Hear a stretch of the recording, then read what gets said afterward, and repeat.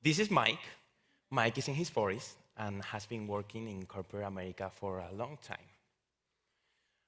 Mike, when he comes back home, he likes to smoke a couple of cigarettes after his 9 to 5 job, to alleviate that sense of stress. In addition to that, he loves to play video games. And you know what happens when you love to play an activity and you know you're good at it? Yeah, an hour can go by, 2, 3, time flies. And even though you may have a sense that Mike may be satisfied with his life, he is not. He doesn't like his job. Actually, he hates it. And so before he goes to bed every night, he dreams of becoming a yoga instructor. Why yoga? I don't know. Ask Mike. Look, he's killing it. So,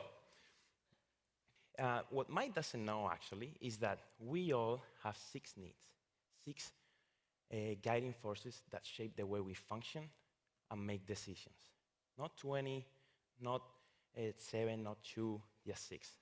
These are the need for certainty, variety, significance, connection, growth, and contribution. We'll come back to Mike later, but first, and with the help of this man in the back, which, by the way, does anybody know who he is? See some hands? Yeah, I see, okay, see some hands. Coach, philanthropist, best-selling author, psychologist. He's probably the most influential person in my life after my girlfriend. Maybe not. Well, we'll see. He's Tony Robbins, and his 2006 TED Talk got nothing less than 28 million views. 28, rookie numbers nowadays. But some of you may be wondering, well, why is this guy that came all the way from Spain to talk about Mike and his issues, an imaginary character, and Tony Robbins? Well, I deeply believe that there's a little bit of Mike in every single one of us. Let's think about it. Mike wants to live healthier, with more fulfillment, and follow his career passion. And I'm sure there are many people out there who can relate to him at some point. So, first of all, the most important thing is that any decision that we make meets a need. It doesn't matter if it is conscious or unconscious, meaningful or meaningless, constructive or destructive, it always meets a need. So, my goal for all of you today is to find which needs you value the most in order to appreciate your friends, your coworkers, your family behaviors in a more empathetic way, and ultimately understand why they do what they do and why we do what we do. So let's get on with it. First need, certainty.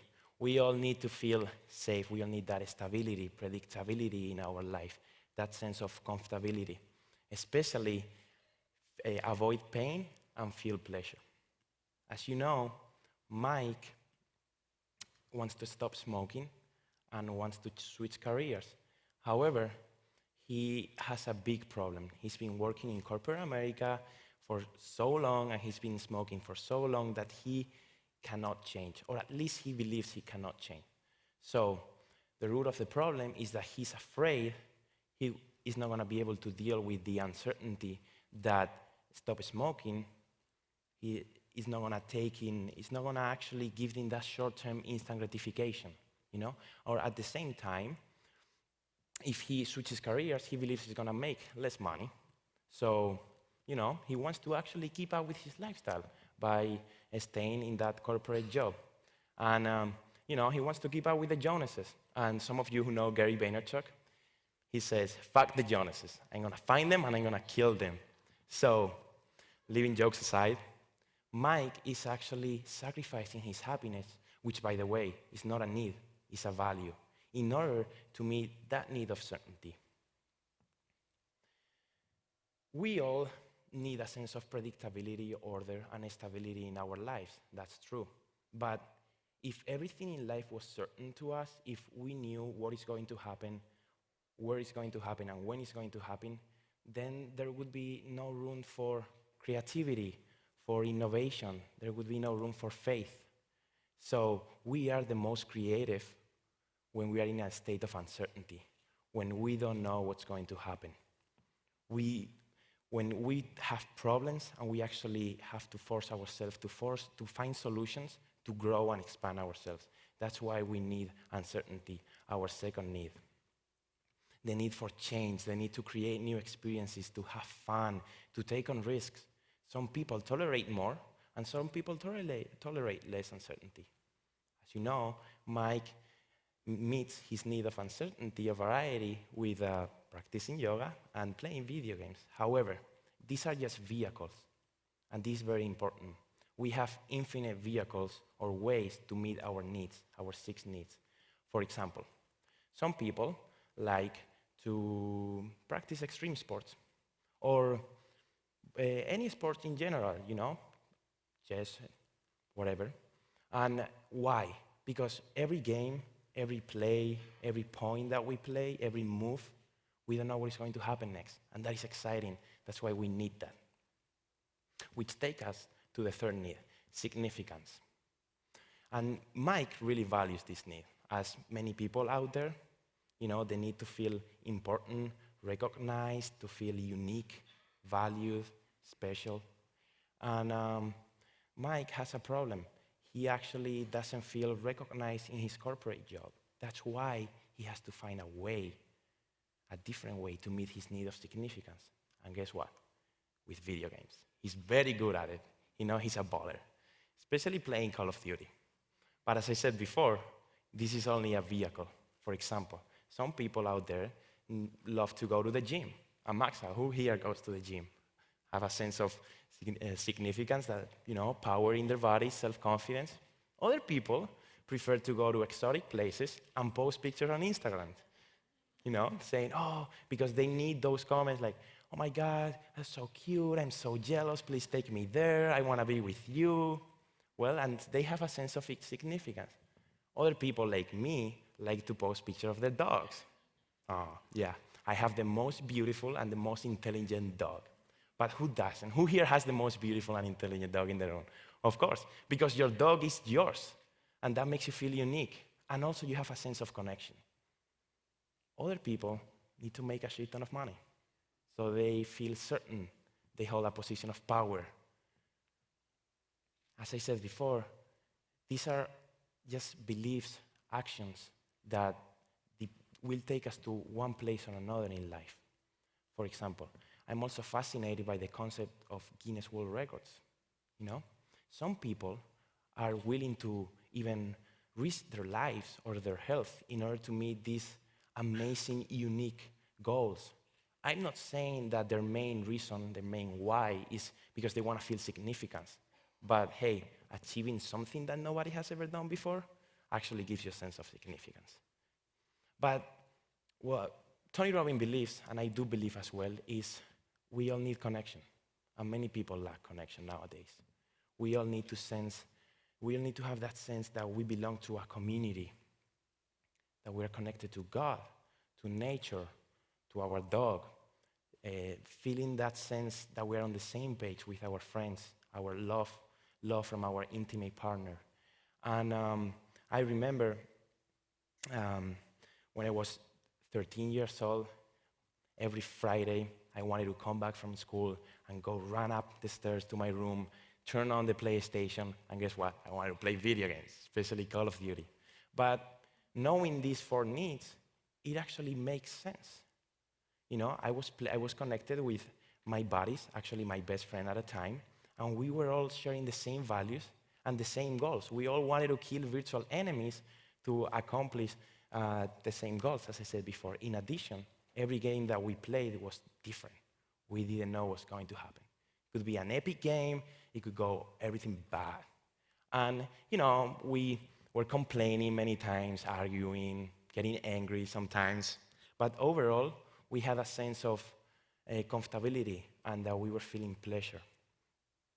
Meeting these 4 needs actually made me feel pretty well, but never brought me meaning in life. And as Tony Robbins believes, these first 4 needs are the fundamentals, but they're not going to bring you meaning and fulfillment unless you actually grow and contribute the last 2 spiritual needs. So why do we have to grow?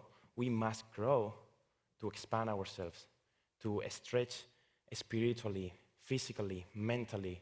We need to improve our bodies, relationships, careers, and we need to do so in order to ultimately contribute to something bigger than yourselves. And there are actually many ways in which you can contribute. For example, you can donate, you can be part of a charitable organization, you can actually teach something to somebody, or you can share your skills and knowledge, or you can even fight for your own countries. These are ways to contribute. And I remember last year, I was actually working in a summer camp in Maine as a tennis coach. And there weren't many Spanish speakers, so I found myself with this 10-year-old kid from Mexico and this 10-year-old kid from Venezuela. They were super cute. The 10-year-old kid from Mexico loved to play tennis. He knew how to play, and he's been playing for like 5 years. And his best friend never heard of tennis before. He didn't know it was a racket or anything.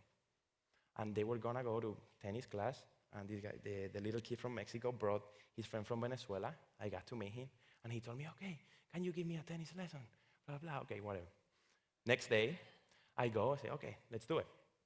So first we get in the court, and some of you don't know about tennis, but first of all, I teach him how to actually grab the racket and hit the motion of the forehand, so he can have a sense of it. First 10 minutes go by, and he's trying to hit the ball, hasn't hit it yet. Okay, let's keep working on it. 25 minutes go by, and I let the ball go, and he hit it, but it goes to the net. So he hasn't made it yet. I say, okay, we're gonna work on it. We're gonna make it. And after 45 minutes, an entire classroom, I let the ball fall, and he hit it over the net. He finally made it. And actually, the next thing that happened next was the most beautiful, precious gift that life would have ever given to me. I was seeing his face, his huge smile, with his huge, glowing, beautiful blue eyes, super happy, super excited that he made it, that it actually made me feel very, very proud of myself. That's when I realized about the meaning and the importance of contribution. I know I had an impact on him, and that feeling gives me chill every time I tell that story. So it's just unbelievable, and I'm sure many of you out there, probably all of you, can relate to me at some point. Just remember sometimes when you impacted somebody's life, how did that feel? And when you remember it, you are like, yes, I feel proud. I have that fulfillment inside me. And by contributing, you create long-lasting feelings. And so I want to show you here the 6 needs before. And I see some uneasy faces, right? They are not in order. And what I want to say is that everyone has the same 6 needs. However, not everyone values them in the same order. And this is the key of it. How do you meet your needs? Are you meeting them in empowering ways that will take you to one place in life? Or are you actually meeting them in hurtful ways? Which needs do you value the most? So, as Dale Carnegie said once, that the ideas he stood for were not his. He borrowed them from Socrates and stole them from Jesus. Today, I stood for ideas that were not mine. I borrowed them from Tony Robbins and stole them from his online courses in order to give you all a sense and insight about the power and the importance of understanding these 6 basic human needs. Thank you very much. Muchas gracias a todos.